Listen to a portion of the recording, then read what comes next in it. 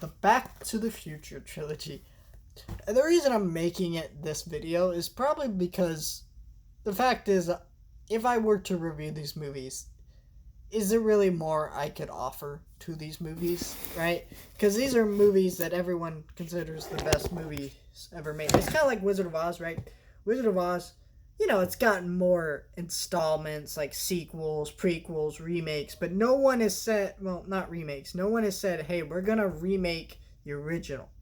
And Back to the Future is the same thing. No one said, hey, we're going to make a Back to the Future Part 4, just like no one said, we're going to make a sequel to the original Wizard of Oz. I know there's like movies like Return to Oz, but those are more sequels, books, adaptation, and they're nothing like the original classic movie. So these are properties that are so beloved that even the people who made them are afraid to never, ever make anything more with them because they're so perfect.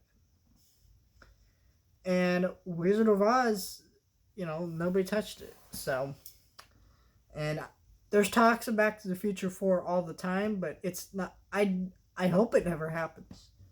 And it's not that a Back to the Future Part 4 couldn't be good. It's that this is a trilogy where every single movie ends on a cliffhanger, except for the last one. The very last one. The very last one. And this is just such a great installment of movies because you can watch the first Back to the Future, cut out that ending, and it's a great movie. I think the most underrated aspect about these movies is that they're insanely funny. The kind of idea of a teenager, a modern day teenager from any decade running into their parents and watching the events of how they kind of found love and how they kind of did all that, and kind of seeing that go down is funny and smart and interesting. And I know there's like the plot hole people complain about where it's like Marty, they should recognize Marty. Here's my thing. Number one, it was decades ago, so they probably wouldn't. I mean, some people have good memories, I don't know, but if you find that a plot hole, that's okay, and you're really bothered by it. But here's the thing with plot holes. There's the plot holes where, hey, we just didn't give a crap. That's why there's a plot hole here. Or there's the plot hole where where it's a movie they clearly cared about, and yeah, it was just an oversight or whatever, or it was just it's movie logic. So, it's so ridiculous how people have become like for or against plot holes. I think plot holes are serious criticism. It's just kind of like it depends where your nitpick. It depends whether or not it's a nitpick plot hole or an actual plot hole, or where it's a movie where the rest of the movie is so good that it really shouldn't be an issue. So, and I think that's the way I feel about this trilogy. With all the plot holes that people nitpick in this trilogy, they're great movies. They're funny. The casting is great. The dialogue's great. It's all really funny. I love so much about these movies. I love the friendship between our two leads.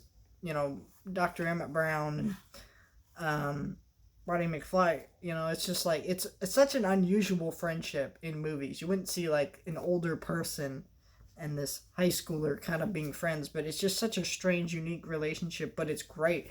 And so much about this movie is incredibly well written. It just everything about it. And the cliffhangers are perfect to where if you watch the rest of the movie, you don't feel cheated by this movie. You're just like, well, I gotta see the next one because this movie was so good. I know people I know there's a group of people like just don't like the third one, and I don't think it's a bad movie. It's definitely the weakest out of the trilogy because it's different in tone, right? The other movie, we have the 50s.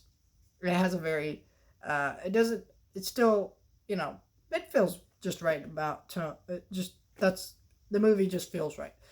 And then we have the future, but they still feel very similar in tone. I think throwing it in the Wild West, it feels more like a kind of classic Western or homage to a classic Western while still being part of this trilogy. And I think the difference in tone is maybe why some people feel that way. I don't feel that way. I think it's still great. I mean, sure that difference's tone is a little bit off, but it's still fine. You know, it's still a great movie. I don't think a single one of these movies is bad. And I think everybody should watch these. I will say this is the 4K, and we have a little booklet here with all the images from the first movie, Back to the Future, Blu-ray, 4K here, Blu-ray here, 4K there, Blu-ray here, 4K there, Blu-ray here, and then there's a bonus disc. Now, unlike most editions of 4K Blu-rays, this actually has way more special features than the Blu-rays did. Also, the Blu-ray transfers had a lot of issues. There's reviews that you can look up that talk about more of that stuff. So the Blu-rays were actually remastered for this set. So you're not even getting the same Blu-ray discs that were released before, and you're getting all new 4K transfers. So I think the price this set is going at, which was $40. I got it on sale for $20. You should get this set. It is fantastic. It's probably the best way to own these movies. And if you want the Best Buy exclusive Steelbook set, that set is still available at Best Buy currently, and who knows how much longer it's going to be available, right? So I would snag that up now. But yeah, just a great trilogy. Everybody should watch it. I know there's younger people who are growing up and haven't seen this movie, so, you know, but I'm sure the majority of people watching this video have already seen it. It's a great trilogy, some of the greatest movies ever made, the best trilogy ever made. And I say the best because some might say stuff like Lord of the Rings. Lord of the Rings is a complete story. Like, it's a story. It's not really 3 separate movies, because the first act is like the first movie is like the first act of a movie, and then the middle chapter is like the middle chapter of a movie, and then the final movie is like the end of a movie. So it kind of feels more like one movie. Well, this feels like 3 separate movies that just happen to flow into each other really well, and that's great.